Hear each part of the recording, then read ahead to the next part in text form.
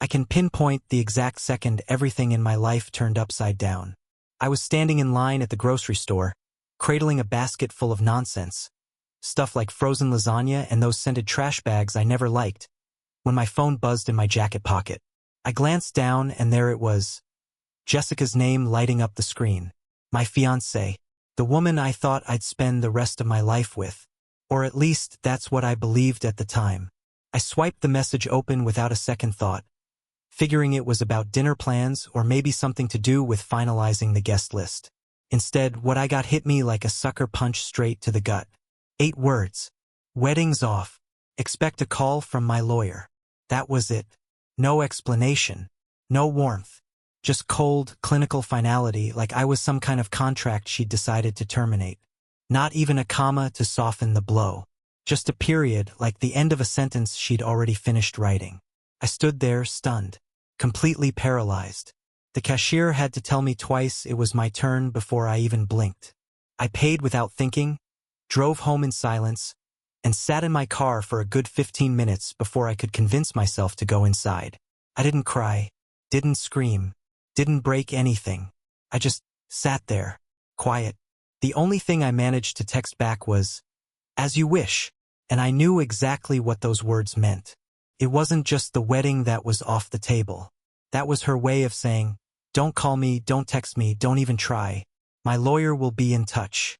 I was being discarded like yesterday's mail, and she figured she was in full control of the situation. But she overlooked something pretty major. See, not even a week earlier, Jessica and I had signed the first round of paperwork to co-apply for a mortgage.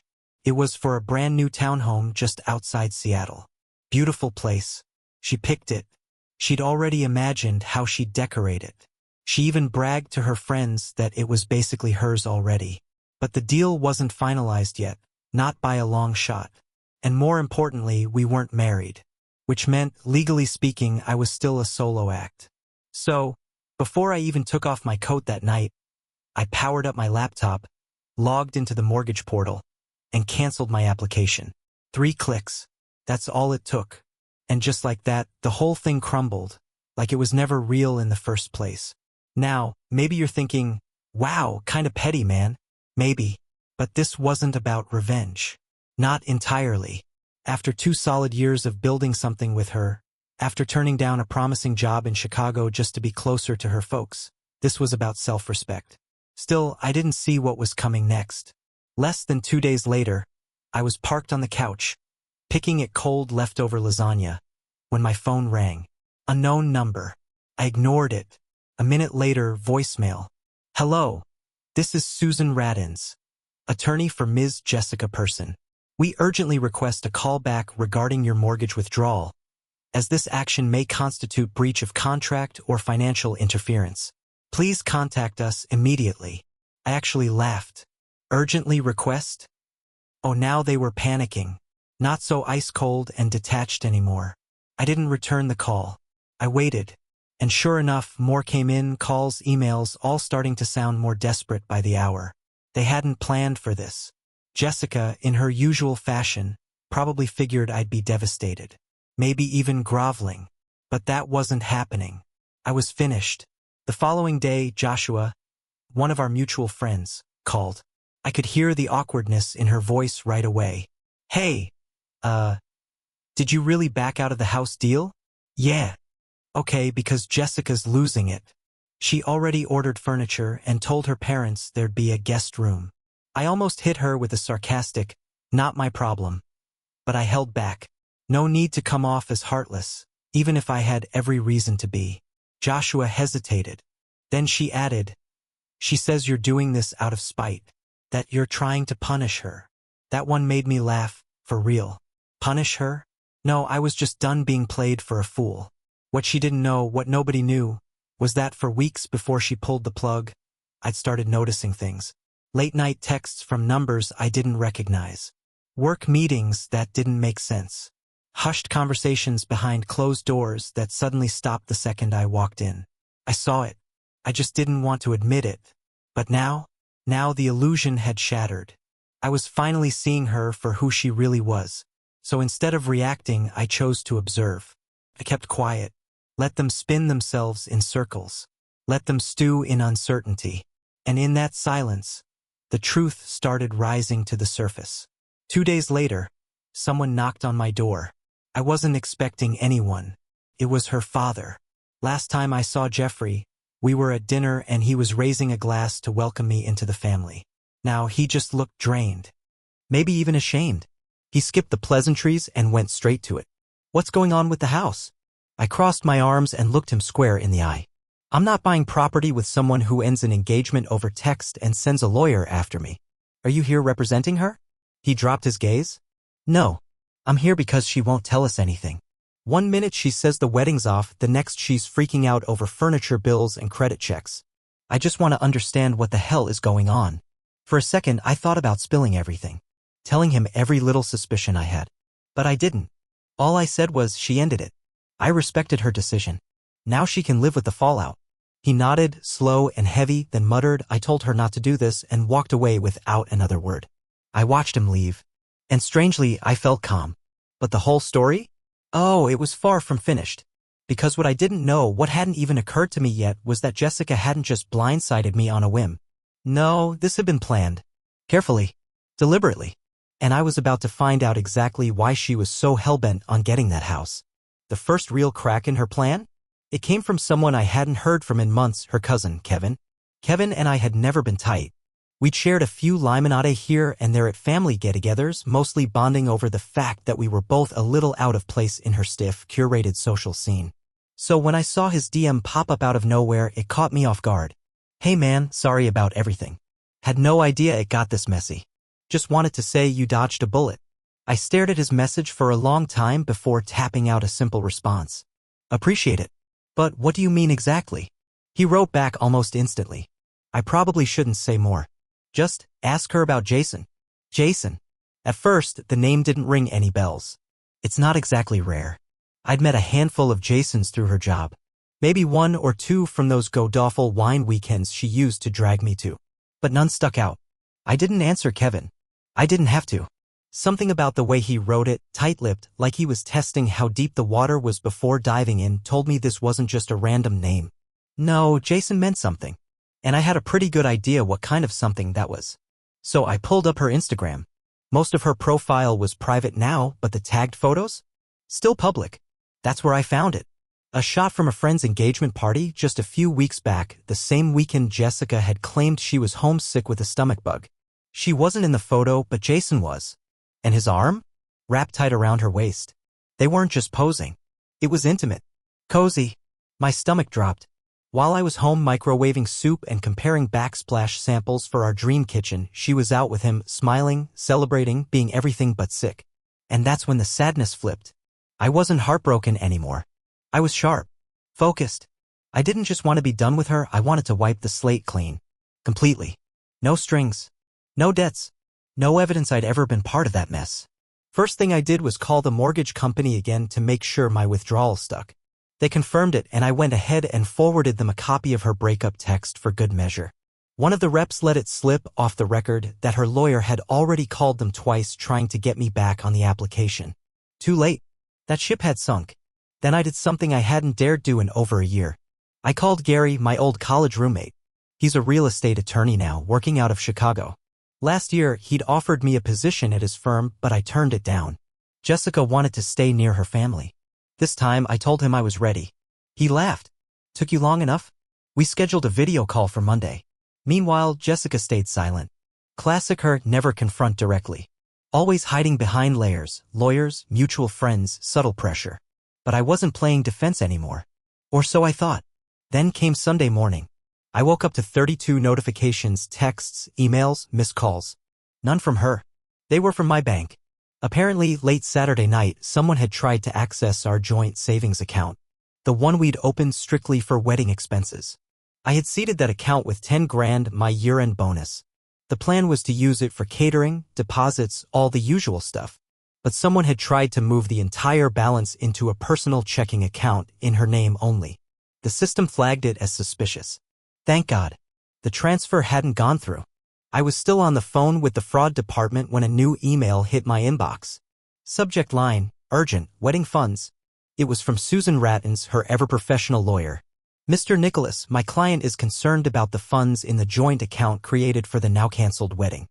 As she contributed to this account, she believes she is entitled to a portion of the remaining balance. That was total crap. She hadn't put a single dime into that account. I had records every deposit came from me. She'd always kept her money separate, said it gave her flexibility. Now she was trying to rob me clean and call it fair. I didn't respond. Instead, I called Gary again. Told him everything. You've got a paper trail? He asked. Every dollar, I said. Then you're fine. But heads up, if she's this desperate, she's not done. And he was right. That night, my phone buzzed again. A voicemail. From her. Jessica. First time I'd heard her voice directly since that text that started it all. She sounded shaky. Like she wanted to seem vulnerable. Hey. I didn't want things to turn out like this. I panicked, okay?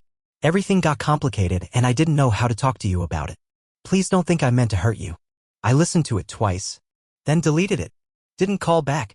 Because here's the thing, the second you show someone you're willing to walk away, the game changes. And Jessica?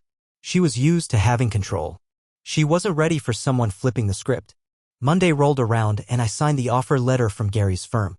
Remote to start with a relocation option if I wanted it. Just like that, I had my life back in my hands. But Tuesday? That's when everything tipped again. Joshua called me. Her voice was shaky like she'd just finished crying. You need to know something. Jessica's saying she's pregnant. I froze. She's telling people it's yours. My heart just stopped.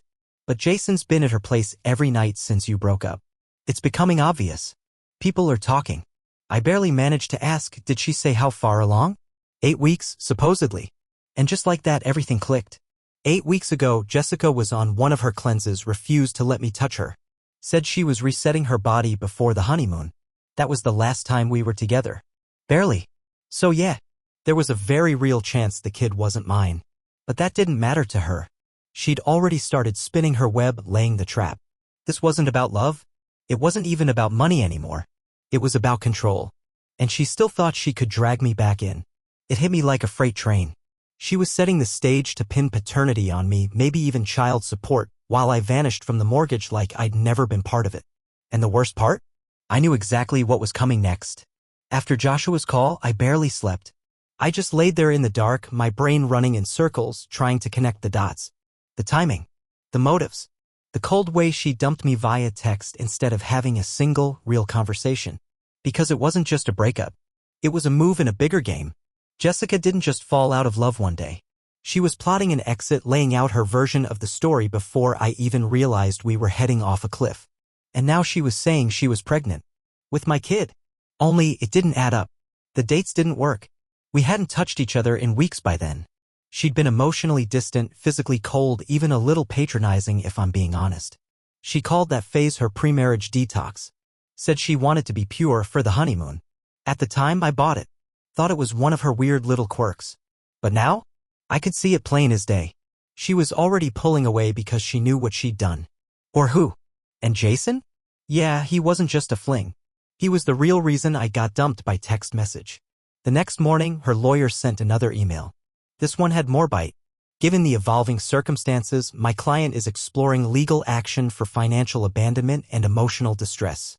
She has also asked that you be formally informed of her pregnancy and your presumed parental responsibilities. Presumed. That word punched a hole right through my gut. They were trying to trap me fast. Pressure me into making a move, reacting emotionally, screwing up. But I didn't take the bait. I stayed calm. Calculated. I called Gary again, told him everything. The supposed pregnancy, the inconsistencies, the veiled threats. He said, time to go on offense. Make the first legal move. Get it documented that you're being manipulated. So I did. That same afternoon, I retained a local attorney who specialized in family and financial law. Her name was Jonathan Britch. She was all business, smart, blunt, and icy in the best way. Exactly what I needed. The very next morning, Jonathan drafted and sent a formal letter to Susan Rattins, Jessica's attorney. In clear legal language, the letter stated that I denied paternity pending verified DNA testing. Until biological proof was provided, I wouldn't be offering any financial or emotional support. And if Jessica tried to access our joint accounts or accuse me of abuse, it would be met with a defamation countersuit. Jonathan even added a demand for Jessica's full financial disclosures just in case she tried to claim I owed her something from the canceled home purchase. This time, I wasn't pulling punches. Not even 2 hours after that letter hit their inbox, my phone rang again. It was her. Jessica. No voicemail this time. Just call after call. 6 times in a single afternoon. I didn't pick up once. Later that evening, Susan called Jonathan directly. She said Jessica was emotionally distraught, that she felt blindsided, and that we were turning a private matter into something ugly and public. Jonathan didn't flinch. She went public the moment she involved legal counsel and started making threats, she said. My client's just responding accordingly. I wish I could tell you I didn't feel anything. But I did. Everything. Anger. Sadness. But mostly regret. Not because we were over. I was fine with that. I regretted ignoring every single red flag that had waved in my face for months. Like how she refused to merge finances until the wedding. Or how she always kept tight control over who we saw when we saw them. Or how she used to laugh off any mention of a prenup with a smirk and "Hey, don't you trust me?" But the hardest part to admit? Some part of me still didn't want to believe she'd become this person. Some naive, loyal little corner of my heart wanted to believe she was scared. That maybe Jason was a mistake. That maybe she still cared.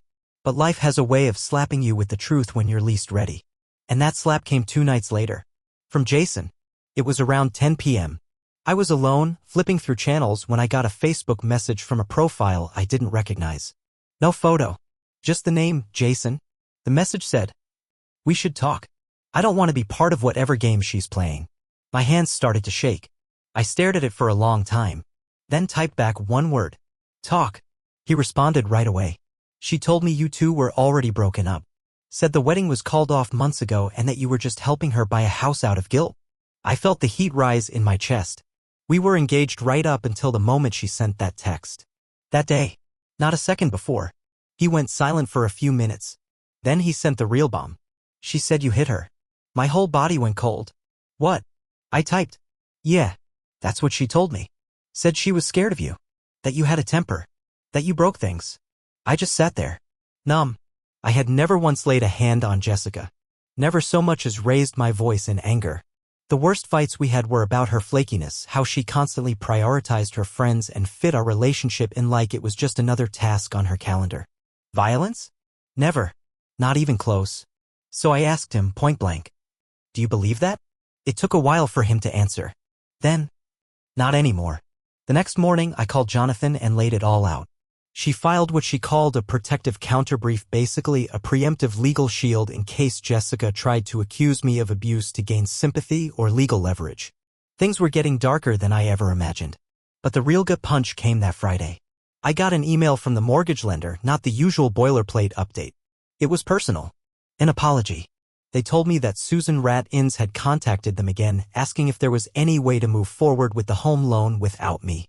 Turns out, Jessica had tried to forge a new version of our mortgage paperwork, claiming I'd willingly stepped away from the deal with no financial expectations. The bank flagged it immediately because, of course, I hadn't signed anything. She had forged my signature. I forwarded the email straight to Jonathan. She didn't respond right away. 10 minutes went by in silence. Then she called me. "This is fraud," she said flatly. "We could take this to the police." But I wasn't ready for that. Not yet. All I wanted was for the nightmare to be over. Still, deep down, I knew it wasn't. Not with someone like Jessica. She was unraveling. And when people like her start to fall apart, they don't do it quietly. The next week blurred by. Each day brought a new crisis, another stunt from Jessica or some new pressure play from her attorney. It was draining, but in a strange way, it was also satisfying. Every time she tried to manipulate the situation, she exposed more of herself. The grip she once had was slipping fast. Then Joshua called again. Her voice was shaky, like she didn't want to be heard. "You're not going to believe this," she whispered. "Jessica's telling everyone she had a miscarriage." My stomach turned. "What?" It came out louder than I meant. "She posted about it last night," Joshua said. "Now everyone's flooding her page with sympathy messages. She was saying she lost the baby right after the breakup." I just sat there, staring at nothing. The audacity. The sheer boldness of it. Was this her next move? Turning betrayal into tragedy so she could control the story again? Make herself the victim and twist the narrative in her favor? I didn't know if it was true or not. And honestly, it didn't matter. Because I knew, without a doubt, Jessica was grasping at anything she could to stay in charge of the story. This wasn't healing. It was strategy. Not long after that, Susan reached out to Jonathan again. But the tone had changed. Gone was the legal bravado. In its place, a more apologetic, diplomatic approach. We realized things may have escalated beyond what anyone intended. Jessica is dealing with some personal difficulties. We'd like to avoid further confrontation. Jonathan didn't budge. She brought up the forgery, the mortgage fraud, the false claims. And she made it clear, if Jessica kept this up, it wouldn't just be a financial matter anymore. If she pushes again, Jonathan said, we will go forward with criminal charges. I won't lie, I felt a cold sense of satisfaction. After all the backroom scheming Jessica had pulled, all the gaslighting and power plays, everything was finally out in the open. And this time, I wasn't the one backing down. She had no idea what was coming. That Friday, I got another call from the bank. It wasn't just about the mortgage now, it was about the forged documents. They had reported it. The authorities were involved. An investigation had begun. This wasn't about a breakup anymore. It was about criminal behavior. I sent the report to Jonathan and she immediately scheduled a meeting with the prosecutor's office. Meanwhile, Jessica's efforts to save face online took a nosedive. Her social media feed turned into a theater of chaos. Crying selfies. Vague, self-pitying posts. Accusations disguised as poetry. Stuff like, some people just want to burn your happiness to the ground. I didn't reply. I didn't comment. I didn't even watch for long. Because this stopped being about her a long time ago. It wasn't about the money. It wasn't about the house. It was about control and how she thought she could wreck my life and walk away without consequence. But I wasn't playing that part anymore. And then came the phone call that really shifted everything. It was a Wednesday afternoon. Jessica's father called. But this time he wasn't cold. His voice sounded tired, defeated, like a man who had finally opened his eyes. I owe you an apology, he said quietly. I was wrong. About all of it. I should have seen through it sooner. He told me what I'd suspected for months, only now it was coming from inside her own family. Jessica had been cheating with Jason long before we ever ended things. The pregnancy? A fabrication. The miscarriage? Another manipulation. She'd borrowed money from her own parents to keep the lie alive. I sat in silence, trying to take it all in. I had spent years trying to win that man's respect. Trying to prove I was worthy of his daughter. But I'd been nothing more than a pawn in her story. I'm sorry, he said again. I'll do what I can to help fix this. Part of me wanted to scream. To ask why no one saw this sooner. Why they let it go this far. But another part, the part that had been healing slowly, knew it didn't matter. Nothing could undo what had happened. Nothing would erase the betrayal or the weight of what I'd been through. But I could move forward. And finally, that's what I did. I blocked Jessica's number. Deleted every photo, every message, every trace of her from my life. I even packed up a few things I knew she'd miss, small, sentimental stuff, and dropped them off at her parents' place. A quiet ending to a storm of noise. She reached out a few more times. But by then she was a stranger. The man I'd been with her, the man who bent and sacrificed and tolerated, was gone. And the hardest truth to swallow? The person I fell in love with? She never actually existed. She was just playing a role. And I was just one of her props. It's been a year since all that went down. I don't know what Jessica's life looks like now. Probably a mess from what I've heard. But I don't check in. I don't care. I've got a new place now. All mine. The mortgage is in my name and no one else's. And for the first time in a long time, I feel free. If there's one thing I've learned through all of this, it's this. Never let someone else's chaos become the definition of your life. I was naive once. But not anymore.